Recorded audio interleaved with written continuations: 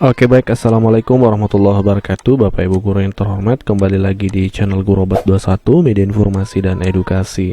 Di video kali ini kami akan membahas persoalan-persoalan yang timbul terkait RPP 1 lembar, dan juga kami akan menyampaikan solusi yang tepat terkait persoalan-persoalan tersebut Bapak Ibu. Persoalan apa yang kemudian muncul terkait RPP 1 lembar ini? Yang pertama adalah, saat ini banyak guru yang sudah ingin memakai RPP 1 lembar ya, tapi belum direstui atau belum mendapat persetujuan dari kepala sekolah atau pengawasnya, dengan alasan belum ada regulasinya, belum ada info resminya, dan seperti itu. Banyak yang mengeluhkan hal tersebut. Dan persoalan yang lain adalah banyak guru yang masih bingung nih, apakah harus menggunakan RPP 1 lembar.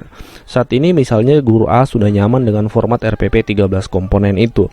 Nah, ketika ada edaran RPP 1 lembar, bingung haruskah pakai RPP 1 lembar. Nah, ini yang persoalan yang timbul. Kita akan bahas semuanya sebentar Bapak. Persoalan yang ketiga adalah banyak guru yang juga sering bingung ya, karena melihat banyak format RPP 1 lembar ini. Misalnya dia sudah ada formatnya, terus ketika melihat format dari sekolah lain, bimbang lagi nih, kok beda formatnya. Jadi hanya karena persoalan format jadi bingung. Nah, ini akan kita bahas Bapak Ibu. Nah, persoalan-persoalan tersebut timbul, ini perlu dipahami apa sih penyebabnya. Yang pertama adalah ternyata masih banyak guru, kepala sekolah, atau mungkin pengawas yang belum memahami regulasi resmi terkait penyederhanaan RPP atau sederhananya RPP 1 lembar ya. Banyak yang belum mengetahui bahwasanya ternyata sudah ada edaran resminya Bapak Ibu. Dan yang kedua adalah banyak guru atau Kepsek atau mungkin pengawas yang belum memahami substansi dari Merdeka Belajar. Apa sih makna dari Merdeka Mengajar dan juga Merdeka Belajar yang disuarakan oleh Kementerian Pendidikan. Yang ketiga adalah banyak guru, Kepsek atau pengawas yang belum memahami hakikat dari sebuah RPP Bapak Ibu.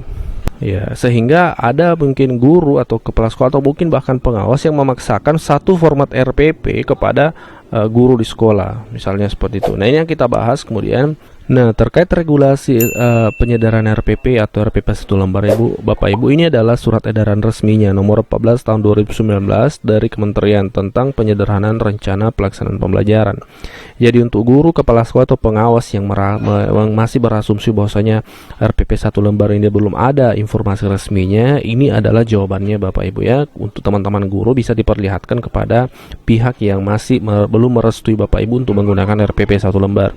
Ini adalah surat edaran resmi dari Kemdikbud yang isinya adalah di sini ya, bisa kita lihat di nomor 1, penyusunan RPP dilakukan dengan prinsip efisien, efektif, dan berorientasi pada murid. Dan yang kedua, bahwa dari 13 komponen RPP yang telah diatur ya dalam Permendikbud 22/2016 ya, RPP lengkap 13 komponen sebelumnya yang dulu-dulu kita pakai, itu disederhanakan menjadi komponen inti, yaitu tujuan pembelajaran, langkah-langkah pembelajaran, dan penilaian pembelajaran yang dilaksanakan oleh guru, sedangkan komponen lainnya bersifat pelengkap. Nah, jadi di sini Bapak Ibu memang ada landasan hukum guru-guru ini bisa menyederhanakan RPP-nya, bahkan sampai 1 lembar saja sudah cukup nih. Memang tidak ada disebutkan dalam peraturan ini 1 lembar, tapi pada hakikatnya 1 lembar itu sudah cukup ketika kita hanya mencantumkan tujuan, langkah-langkah, dan penilaiannya. Apakah harus 1 lembar? Bisa saja 2 lembar Bapak Ibu. Jadi ini tidak ada ketentuan harus 1 lembar, sehingga banyak juga nih kalangan guru yang memaksakan wajib 1 lembar. Ini keliru Bapak Ibu.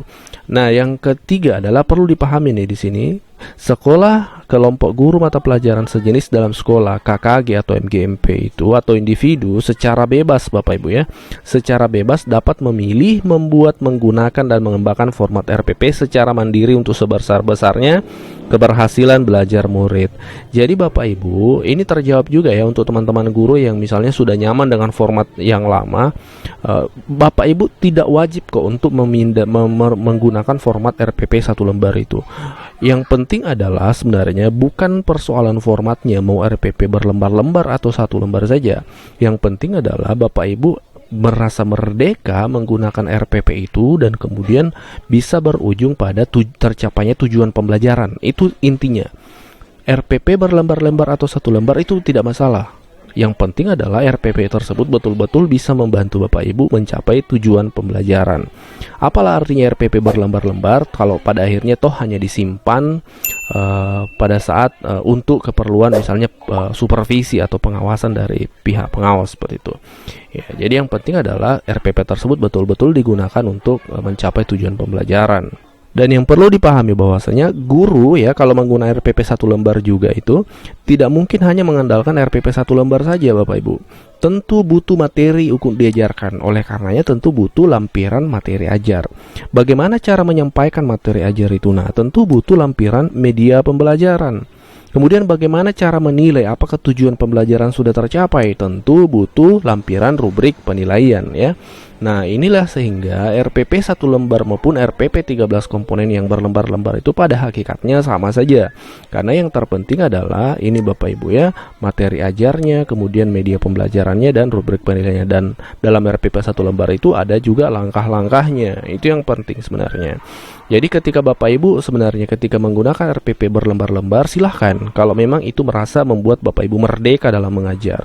Kalau Bapak Ibu merasa nyaman dengan RPP 1 lembar, silahkan. Kalau itu memang merasa Bapak Ibu mudah dipakai untuk mencapai tujuan pembelajaran Bapak Ibu. Jadi RPP 1 lembar atau RPP 13 komponen itu pada hakikatnya sama saja Bapak Ibu. Yang penting adalah RPP tersebut sekali lagi bisa membantu Bapak Ibu ya untuk bagaimana siswanya bisa mencapai tujuan pembelajaran. Ini yang penting.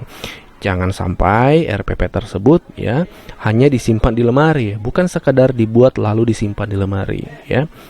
Jadi RPP 1 lembar ini hanya format. Nah, memang ada kelebihan dari RPP 1 lembar Bapak Ibu, dan ini sudah dirasakan oleh banyak guru sehingga banyak yang bersyukur dengan adanya aturan penyederhanaan RPP ini karena memang dirasa sangat bermanfaat, yaitu mudah dipedomani saat di kelas karena formatnya hanya 1 lembar sehingga ketika guru dalam kelas ingin melihat langkah-langkah selanjutnya itu mudah karena tinggal dilihat di 1 lembar itu. Tapi ketika berlembar-lembar itu biasanya guru bingung sendiri membuka lembaran-lembarannya yang padat sekali sehingga tidak efektif. Tapi sekali lagi tentu meskipun 1 lembar Bapak Ibu tetap membutuhkan materi ajar, media dan penilaian. Nah, seperti itu. Jadi kelebihan dari RPP 1 lembar ini memang mudah dipedomani saat di kelas. Jadi sekali lagi Bapak Ibu perlu digarisbawahi bahwasanya inti dari adanya kebijakan penyederhanaan RPP ini adalah untuk memastikan Bapak Ibu merdeka dalam mengajar.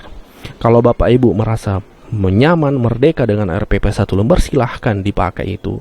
Manfaatkan edaran resmi dari Kemdikbud ya.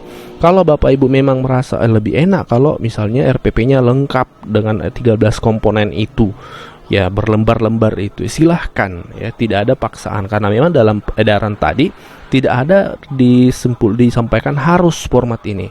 Yang ada adalah guru secara bebas membuat, menyusun RPP-nya. Yang penting tujuan pembelajaran bisa tercapai Bapak Ibu ya. Nah, ini informasi yang kami sampaikan, semoga bermanfaat. Terima kasih dan Assalamualaikum warahmatullahi wabarakatuh.